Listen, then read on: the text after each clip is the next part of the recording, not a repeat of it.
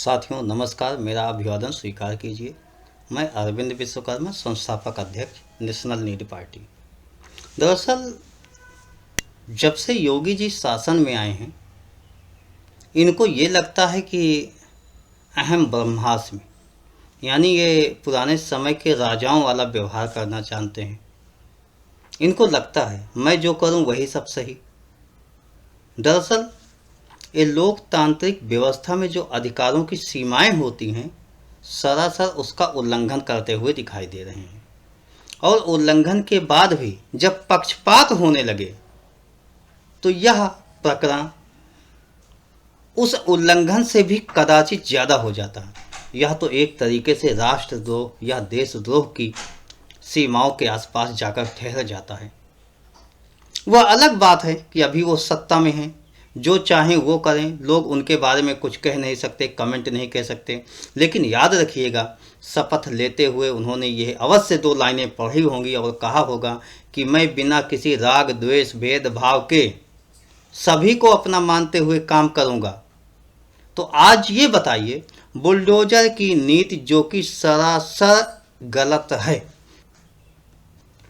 सबसे पहले आपको यह समझना होगा कि सरकार की जो प्रमुख जिम्मेदारी होती है वो यह होती है कि कानून व्यवस्था को सुदृढ़ रखा जाए, बेहतर तरीके से समझ के साथ, बिना किसी भेदभाव के सबको सबके अधिकार मिल सकें, इस दिशा में काम किया जाए। ऐसा होता नहीं है। जब भेदभाव होता है तो लोग आगे बढ़ते हैं और एक समय ऐसा आता है कि सहन शक्ति समाप्त हो जाती है।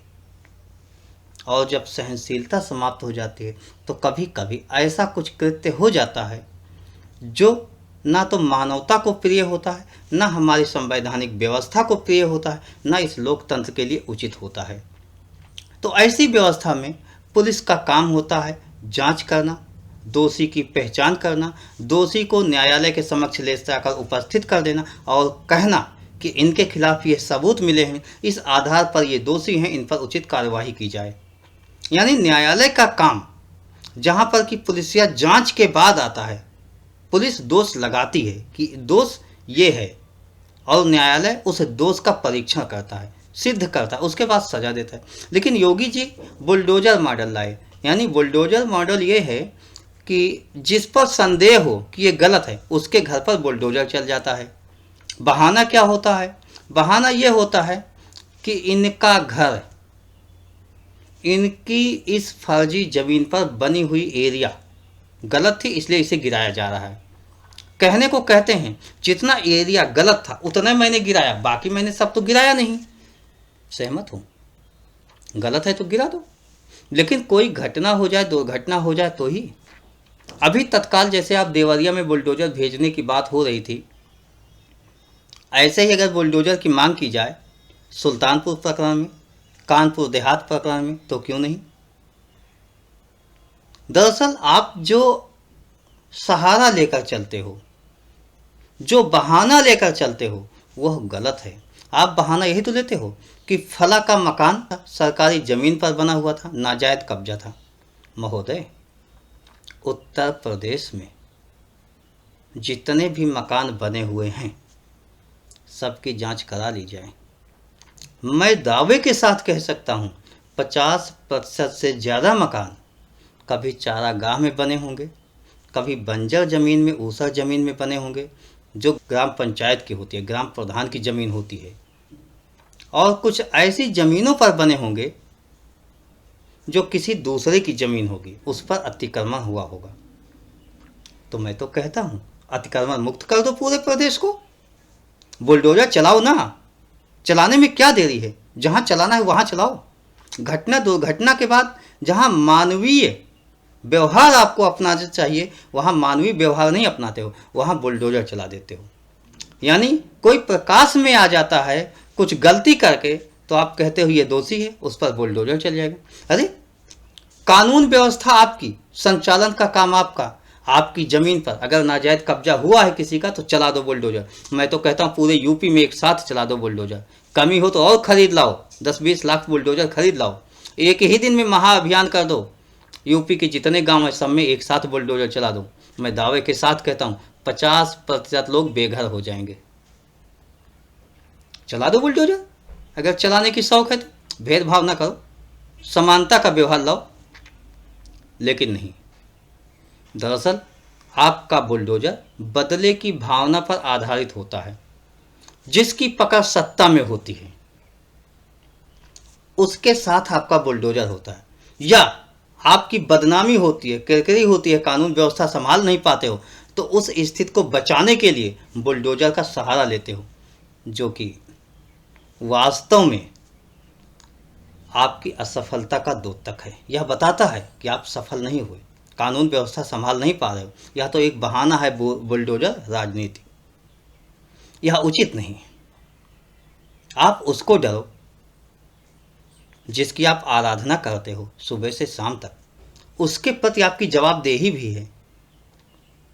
और नहीं जवाबदेही, यदि आप ये मानते हो कि मैं लोगों को भ्रम में रखता हूँ, ईश्वर जैसी कोई सत्ता ही नहीं है, मुझे कहीं जवाब नहीं देना है, तो याद रखिए लोकतांत्रिक व्यवस्था में तो जवाबदेही आपकी बनती है। आज नहीं कल, कल नहीं परसों सरकारें बदलेगी।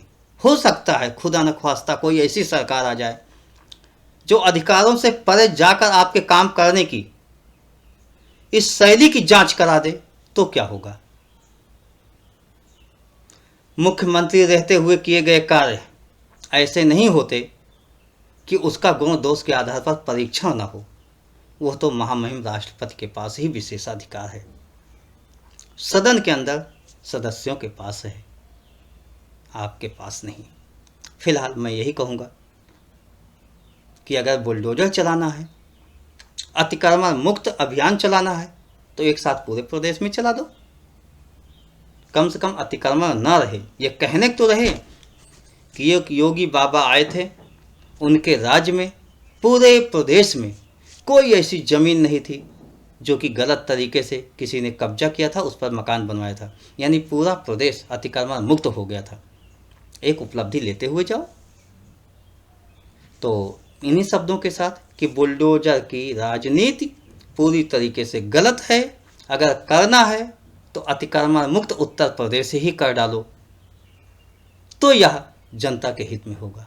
अन्यथा दिखावे की राजनीति बंद कीजिए, बदले की भावना से काम करना बंद कर दीजिए। योगी जी, यही आपसे अपेक्षा है। और जनता जनार्दन, आपसे भी उम्मीद करता हूँ आपकी संविधान की मूल भावना को समझिए, पढ़िए, लोकतांत्रिक अधिकारों को समझिए और यह जानिए कि बदले की भावना से काम करने के लिए कोई विकल्प उत्तर प्रदेश में नहीं है, यहाँ तक कि पूरे देश में नहीं है, किसी के पास भी नहीं है। वो योगी जी हों, मोदी जी हों, या आने वाला कोई हो, या गुजर गया हुआ कोई हो, किसी के पास वो नहीं है। सभी एक दायरे में बंधे हुए हैं, सबकी अधिकारों की सीमाएं होती हैं। आइए आप लोग नेशनल लीड पार्टी के साथ चलते हैं, नए सिद्धांतों, नए विचारों, नई क्रांति के साथ, संवैधानिक व्यवस्था के साथ। धन्यवाद। जय हिंद, जय भारत।